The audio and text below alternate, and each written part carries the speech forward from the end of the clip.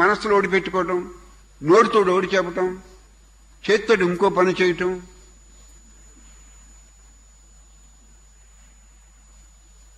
ఇలా అయితే నీకు వస్తేలా తెలుస్తుంది? అంటే నీకు త్రికరణ శుద్ధిగా పని చేయకపోతే త్రికరణ శుద్ధిగా ఈశ్వరుని దయ పొందడానికి త్రికరణ శుద్ధిగా పని చేయకపోతే ఈశ్వరుని మాట వదిలేయి. నీ లోపల కూడా శుద్ధి అంతఃకరణ శుద్ధి రాదు నీకు. అంతఃకరణ శుద్ధి లేని వాడికి కోటి జన్మలు ఎత్తిన ఆత్మజ్ఞానం లేదు. మీరు ఏ కులస్తులైనా సరే, ఏ మతస్థులైనా సరే, మీరు ఏ దేవుణ్ణి స్మరించుకున్నా సరే, అంతఃకరణ శుద్ధి లేని వాడికి ఆ లోపలున్న బుద్ధి శుద్ధి అవ్వకపోతే, లోపలున్న అంతఃకరణం అంటే లోపలున్న పనిముట్టు, అది శుద్ధి కాకపోతే పరమ పవిత్రుడని ఈశ్వరుడు.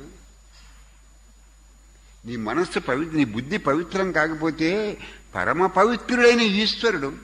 రెండవది ఎలా ఉంటుందో తెలియనటువంటి ఈశ్వరుడు నీకు ఎలా ఎరుకులేకి వస్తాడు? వాడిని మోసం చేయగలవా?